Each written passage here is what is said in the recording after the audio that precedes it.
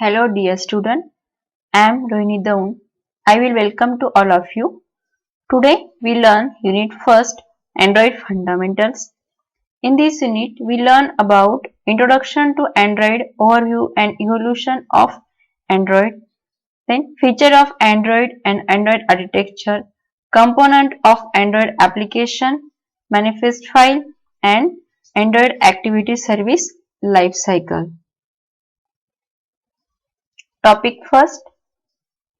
Overview and evolution of Android programming. Android is an operating system based on Linux with a Java programming interface. The Android Software Development Kit provides all necessary tools to develop Android application. Android SDK includes compiler, debugger, device emulator and the virtual machine. Android supports background processing, then user interface library, 2D and 3D graphics using the OpenGL libraries. It also access to the file system and also support for the embedded SQLite database. Android offers a unified approach to application development for mobile devices, which means developer need only develop for Android and their application should be able to run on different devices powered by Android. We will discuss history of Android technology. Google has assigned code names to all Android versions and also numeric name. The following table depicts all the versions of Android and their code names. Android officially published its Android version 1.0 in September 2008. It is the initial version of Android operating system. It supports web browser to show HTML and XHTML web pages. Also supports for camera, access web email server. This version contains Google Calendar, Google Map, Google Search, Google Talk and also support for the notification appear in the status bar. Next one is the Android version 1.1, that is the beta version having the API level 2 released in February 2009. Next one is the version 1.5 having the code name Cupcake. API level is 3 and released on the April 2009. It has the Linux kernel 2.6.27. It supports the third-party virtual keyboard, video recording and the playback in a MPEG-4, copy and paste feature, animated screen, translation and also ability to upload a video to YouTube, upload photos to Picasa. Then next version is the 1.6 having the code name Donut, API level 4 and released on September 2009.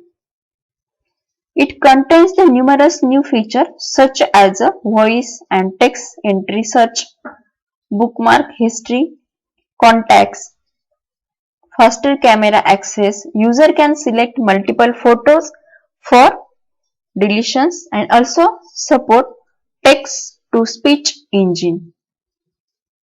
Next one is the version 2.0 to 2.1 code having the code name Eclair and API level ranging from 5 to 7.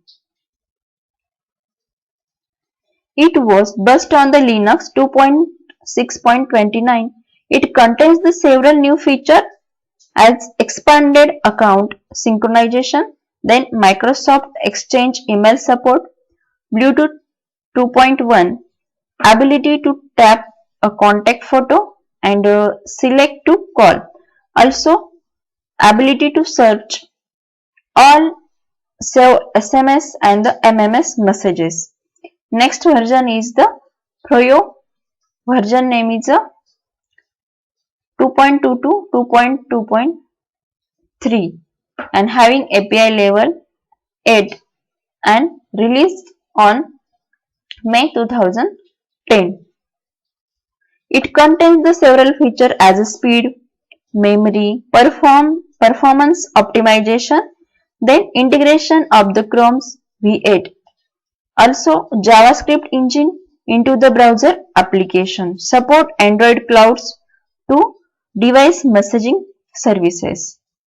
Then the Android version 2.3 to 2.3.7, that is the Gingerbread, having the API level 9 to 10.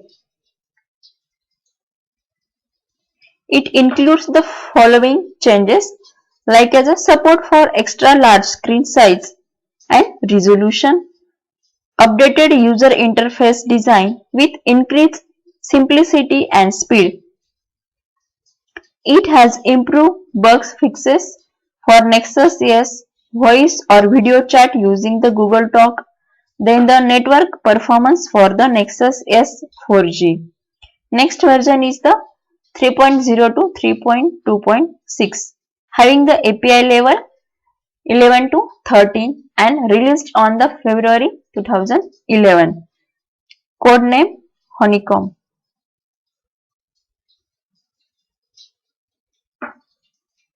It contains the feature like a holographic user interface for tablet, added system bar, simplified multitasking tapping recent application in a system bar. Redesign the keyboard, making fast typing, then quick access to camera exposure, and also support for the hardware acceleration.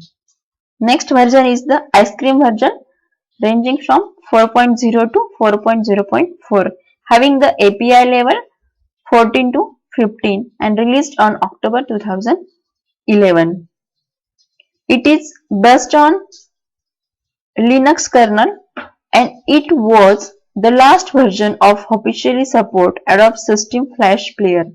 It introduces the numerous new features like as a separation of the widgets in a new tab, integrated screenshot capture, then improve error correction on a keyboard and also improve copy and paste functionality.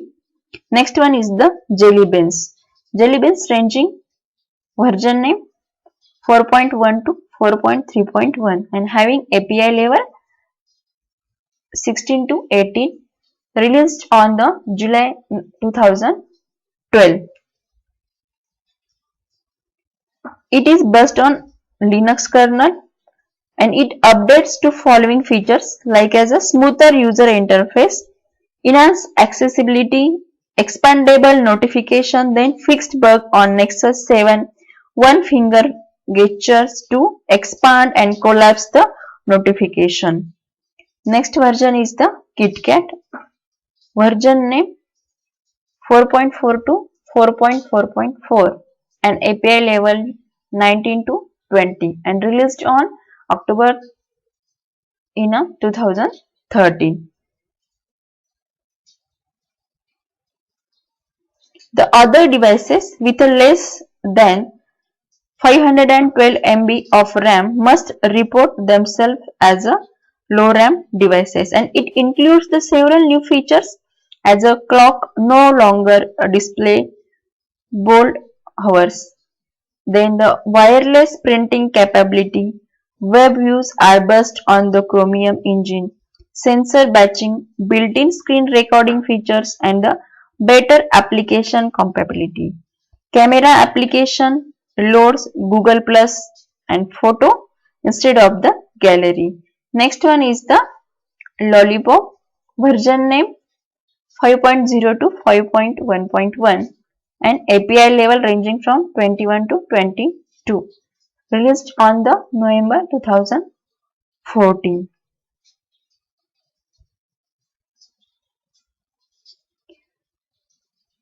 It includes the several new features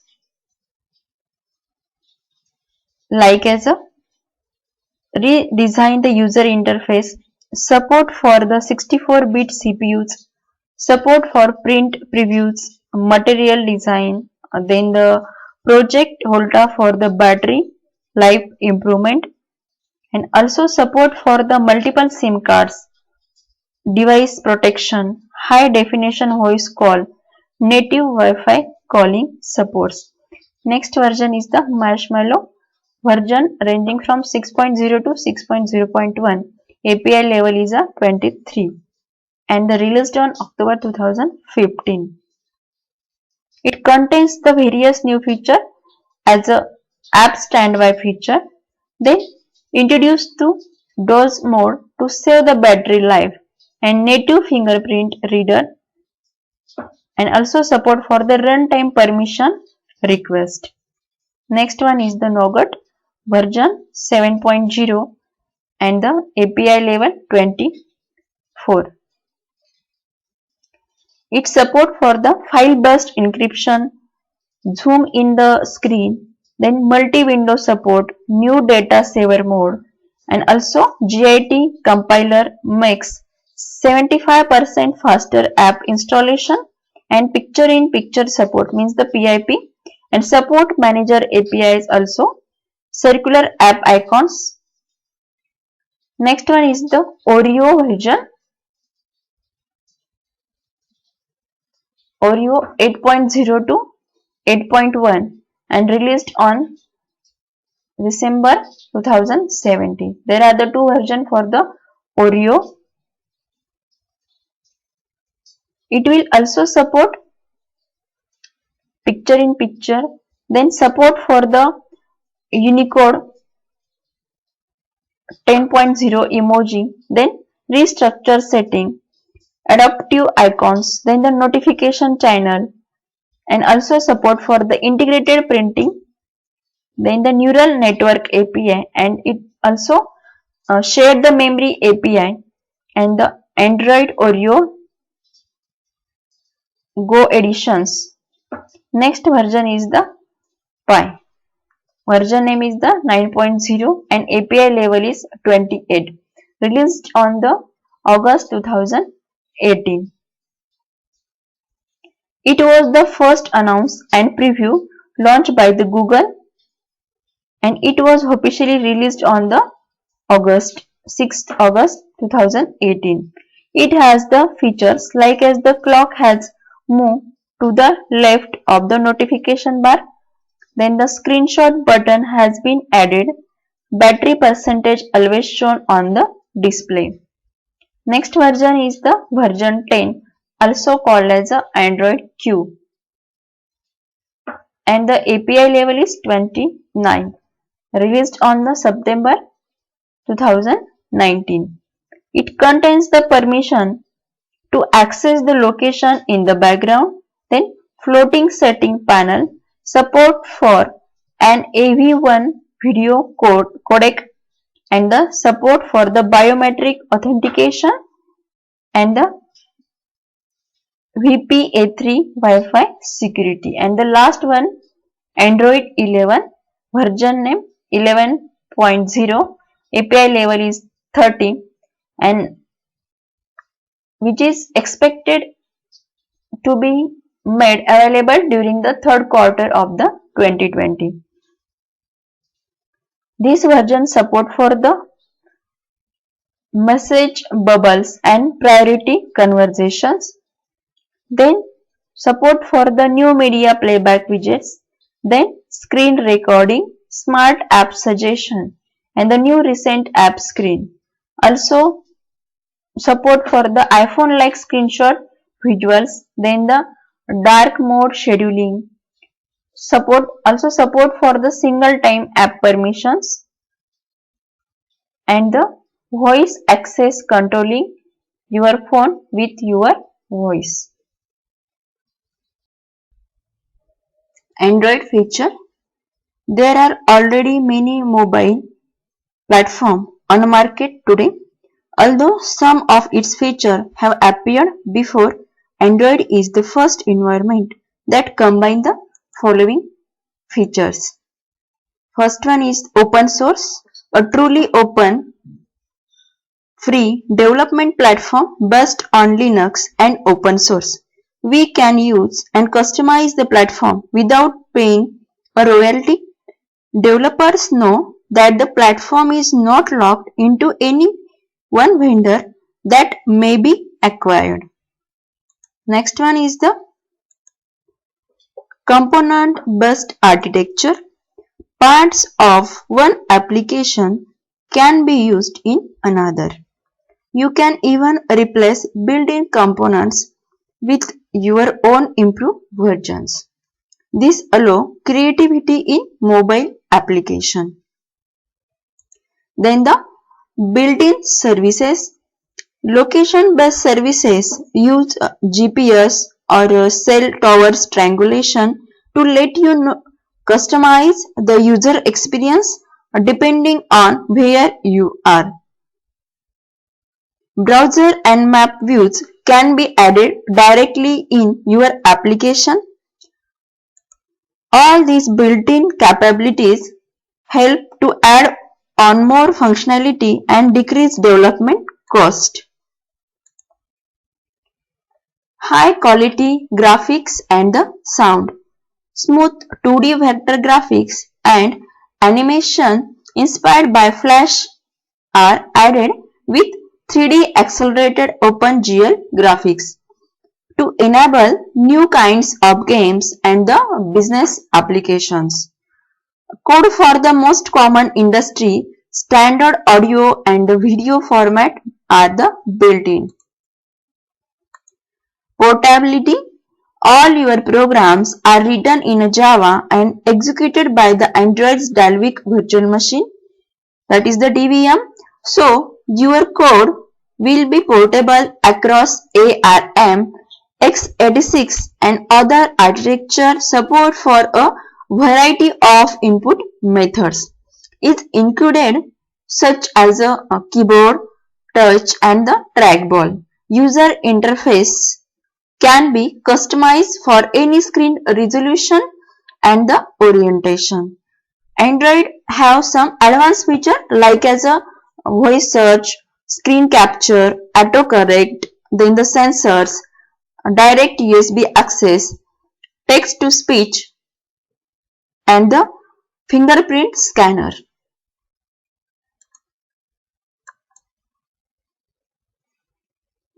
And last one is the automatic management of the application lifecycle. Programs are isolated from each other by multiple layers of the security, which will provide a level of system stability. The end user will no longer have to worry about what applications are active or close some programs so that other can run. And Android is optimized for the low power and low memory devices also. Next one is the Android application architecture. There are the 5 levels in a Android application architecture. First level is the Linux kernel, then libraries, Android runtime, application framework and the applications. First one is what is Android architecture. Now we will start with Android architecture. It comprises of these 5 levels. First one is the Linux kernel, which is the bottommost and the important layer of Android architecture, and it is core part of the Android architecture. It provides the feature such as the security, then the process management, memory management, device management and the multitasking. It also responsible for a level of abstraction between device hardware and upper layers of Android architecture. It consists of a device driver like as a camera, flash memory, display, keypad, Bluetooth, and the power management. Then the second one is libraries.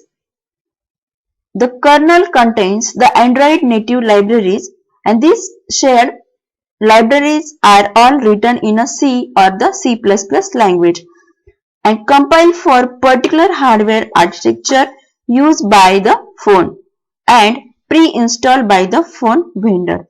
Some of the most important native libraries include in the libraries. First one is the Surface Manager. Android uses a simple window manager instead of drawing directly to the screen buffer. UI drawing command go into off-screen bitmaps that are then combined with other bitmaps to form the display the user sees. This lets the system create all sorts of interesting effects such as a see-through windows and fancy transitions. Library contains 2D and 3D graphics. 2 and 3-dimensional elements can be combined in a single user interface with the Android, and the library will use 3D hardware if the device has it or a fast software rendered if it doesn't. Next one is the media codecs. Android can play video and record and playback audio in a variety of formats including AAC, AVC, then H263, MP3, MPEG-4, all of these. Then the SQLite database. Android includes the lightweight SQLite database engine, and you can use this for the persistent storage in your application. And the browser engine for the fast display of HTML content. Android uses the WebKit library. Next layer is the Android runtime. On the top of kernel is the Android runtime, including the Dalvik virtual machine and the core Java libraries. The Dalvik virtual machine is the Google implementation of Java optimized for the mobile devices. All the code you write for Android will be written in Java and run within a virtual machine. Dalvik is the virtual machine, that is the DVM, designed and written by Dan Boston at Google. Your code gets compiled into machine independent instruction called the bytecodes, like as the JVM, which are then executed by the Dalvik virtual machine on the mobile device. Although the bytecode format are little different, Dalvik is essentially a Java virtual machine optimized for the low memory requirements. The Dalvik differs from the traditional Java into two important ways. First one is DVM runs .txt files which are converted at a compile times from standard .class and the .jar files, and also .txt files are more compact and efficient than the class files, an important consideration for the limited memory and the battery powered devices that Android targets. And second one is the core Java libraries that come with the Android are different from both the Java Standard Edition libraries and the Java Mobile Edition libraries. Next layer is the application framework. Next layer is the application framework. At the top of the libraries and runtime, you will find the application framework layer. This layer provides the high-level building blocks you will use to create your application. The framework comes with the Android, but you can also extend with your own components as needed. Application framework provide the following services like as a activity manager. This controls the life cycle of application and maintains a common backend for user navigation. After that, content provider. Content provider, these objects encapsulates data that need to be shared between applications such as a context. Then the resource manager. Resources are anything that goes with your program that is not code. And then next one is the notification manager. Events such as the arriving messages, appointments and alerts. And then last one is the view system.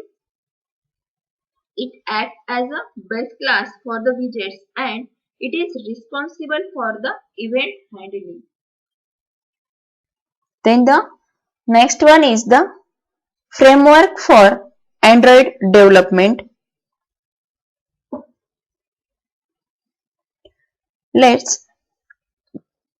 The tools required for the application development.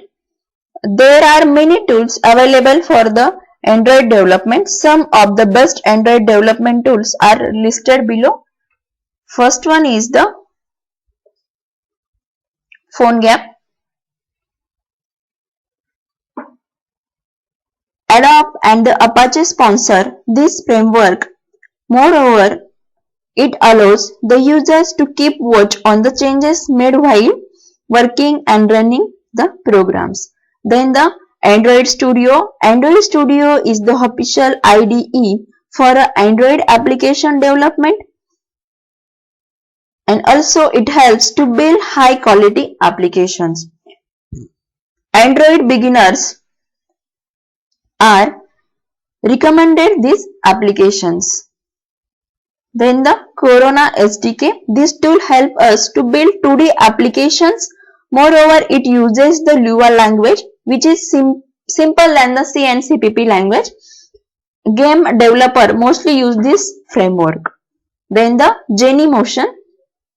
Genymotion helps us to develop and test application in the faster and the safer environment, and it uses OpenGL, which helps application to run efficiently. And last one is the App Builder. Using this framework, user with no coding skill can build the application and web apps, and also it uses a drag and drop interface to create the application. This is the simple framework. Thank you.